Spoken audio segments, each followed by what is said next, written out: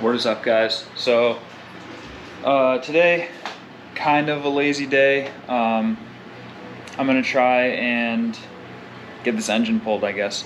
And I've kind of been noticing the b13 content lacks. Not that my videos get a ton of views anyway, but they definitely get less. So I'm gonna try and get like a little bit more, maybe in depth. So that you could see maybe more of what I do and how I do it.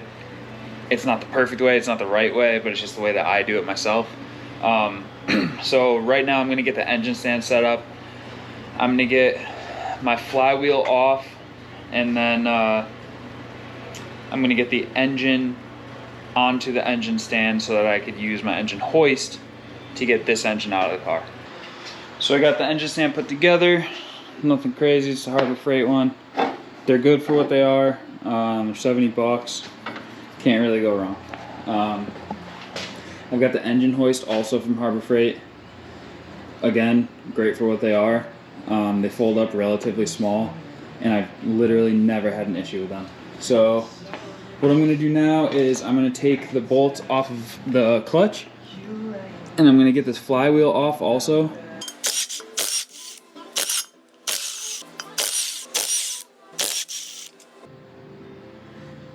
Okay, this thing is loose. It should, double check that we're good. Yeah, it should pop off, hopefully. That would be amazing. It has little dowel pins in there. It's fine. Always make sure to get these. Okay, not bad. This is actually in a lot better shape than I thought it was going to be in, so that's good.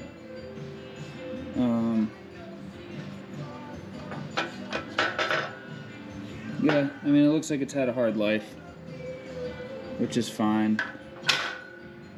I'm gonna look up these part numbers to actually see what clutch this was.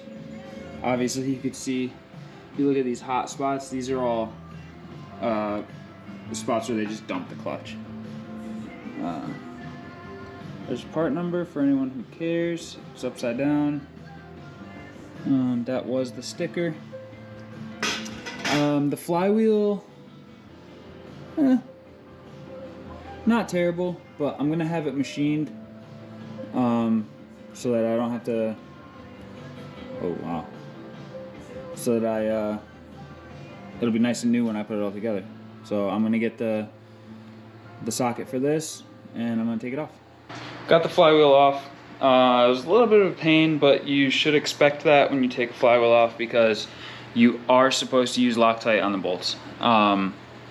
Another great idea, sorry, I'm very close, is to do your front main seal. Rear main seal?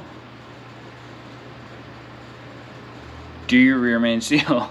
You have the flywheel off, just get it done, because 9 times out of 10, if you're dealing with these old engines, it's gonna be leaky.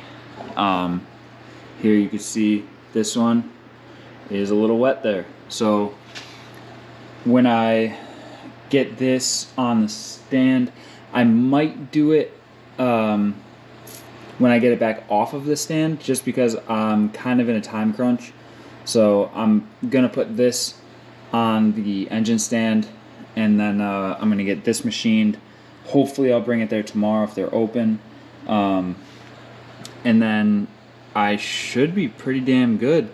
This thing will just get a refresh. I'm just gonna redo all the seals and stuff on it, and obviously I'll walk you guys through that, but I really want to focus on getting this engine out so that I could start marking my holes, shaving it, doing everything I need to do, tuck the harness and stuff. So I'm gonna have my buddy from Dreadful Garage come over.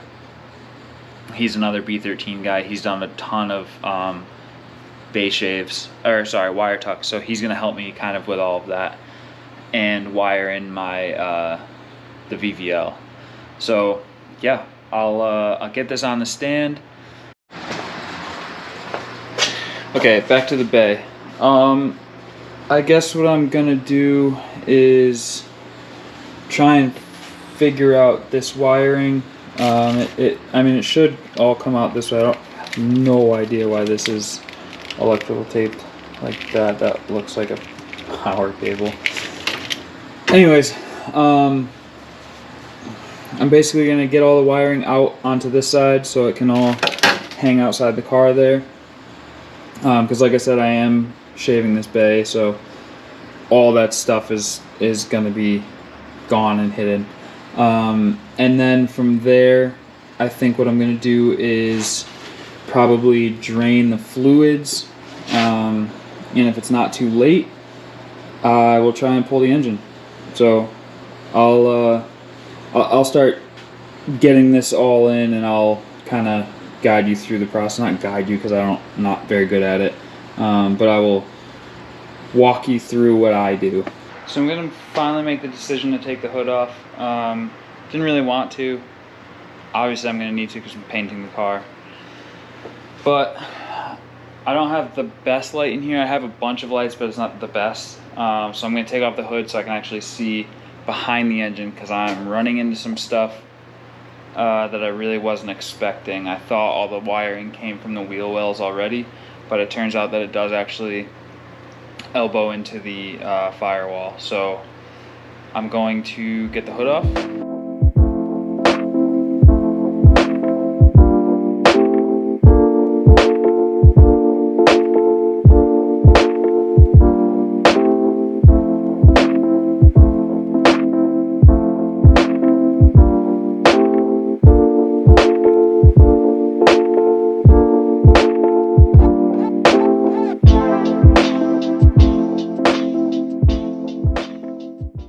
So I tried to film this, but it was the power steering and it was a disaster. Every bolt broke. I ended up just cutting the hoses. I'm not using power steering anyways. I'm gonna loop the rack. So, and the new engine doesn't have power steering pump. So I just cut them. I don't care. Basically, where I'm at tonight, I am exhausted. So, got the hood off. I got this whole side out, which is great. I got all of this loose. That's awesome. I got this out, which is also really cool. I got the throttle cable out. Let's see, I got this side of the harness off and completely disconnected, which actually looks like it's connected over there. So I'll end up bringing that all over to this side, hanging it out this way, while I try and get this engine out by myself, because all my friends live too far away. Last segment ended short because my battery died. Whatever, it happens. I got the rest of the wiring harness out. I got the fuel lines off. Everything is disconnected from the engine except for the exhaust. So I got fuel lines out here, or sorry, wiring harness out here. Again, everything labeled correctly, good to go. This is power steering. Everything is disconnected from the engine. Great, good news.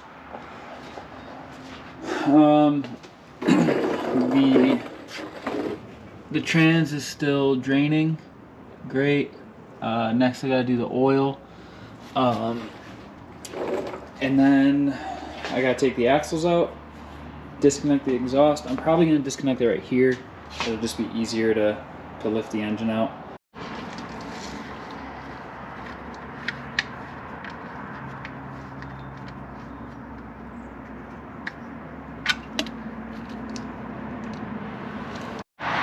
So yesterday got a little crazy, and I just got going. I had motivation, and I didn't stop. I got the struts out. Sorry, I got the coilovers out. I got the axles out.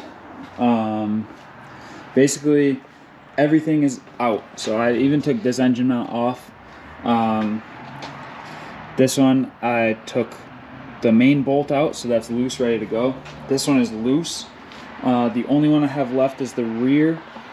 And on these, it's mechanical shift linkage. So there's actual rods that come from the shifter to the engine. So I have to disconnect those, and then I should be able to take this thing out.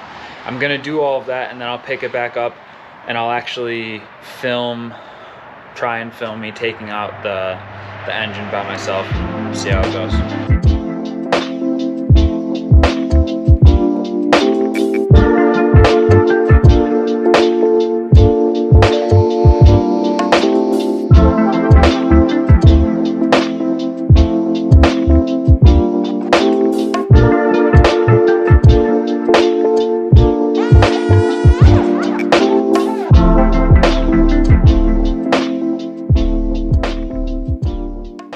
So you see me get the engine out. It was a huge pain.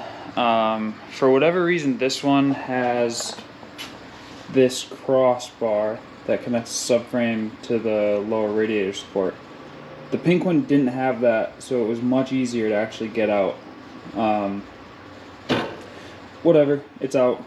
So now what I'm going to do is I'm going to mark with blue tape the holes that I'm going to fill.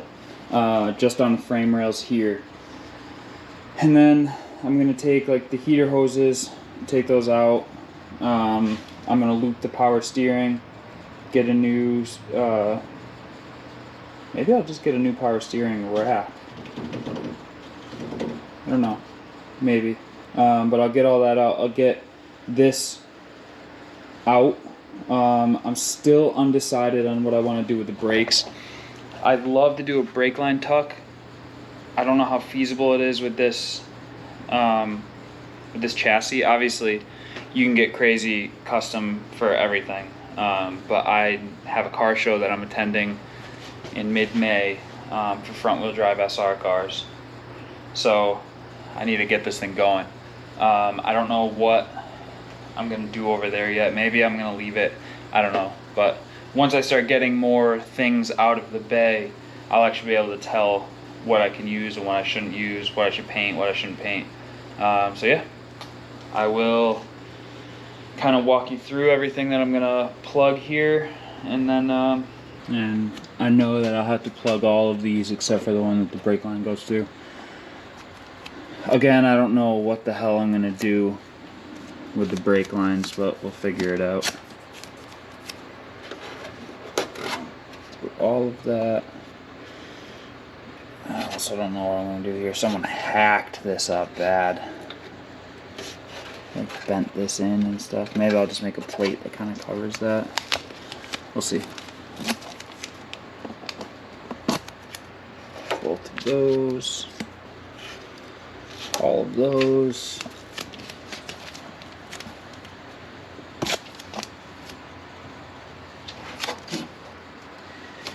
Both of those, not these, because that's where my motor mount attaches in there.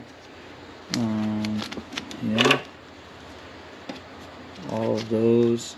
I'm gonna run out of freaking tape here.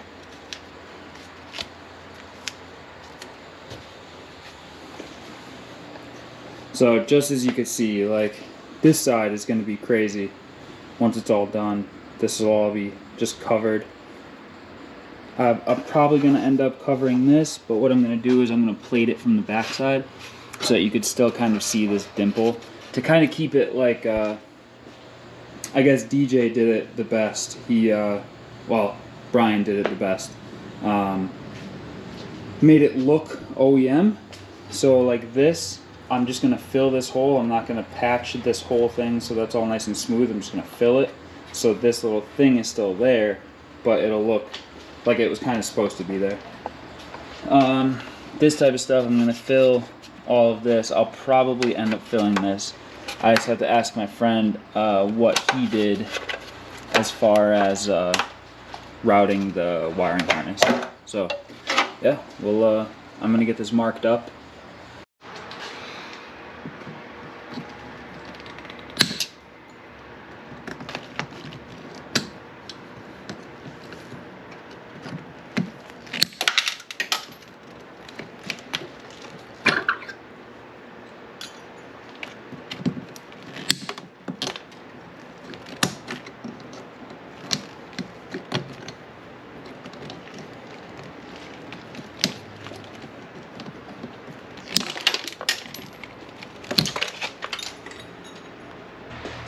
Okay, I got the fuel lines out.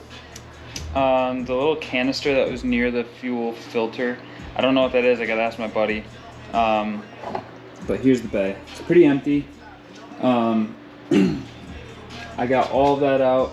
Air conditioning's out. The little nubs are out. I don't want to take my dash apart, but I might have to try to get the wiring harness out. Now what I'm going to do is I'm going to take my wire wheel and I'm just going to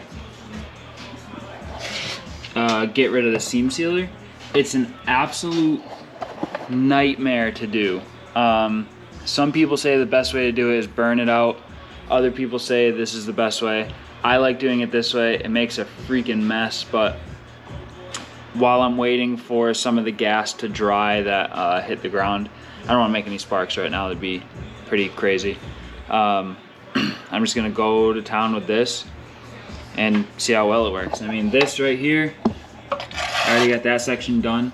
That was 45 seconds worth of working. So you could see.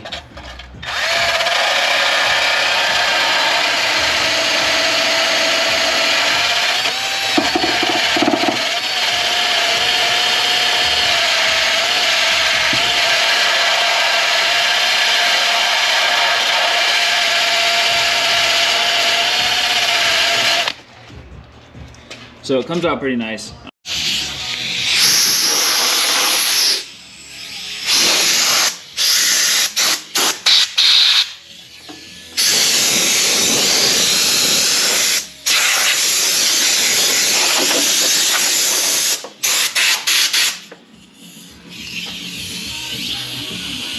That went straight on the exhaust. That's crazy.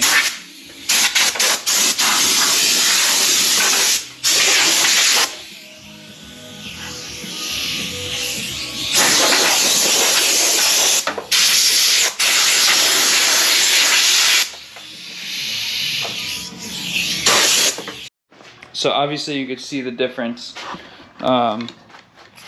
Here, it looks just like nice two pieces of metal.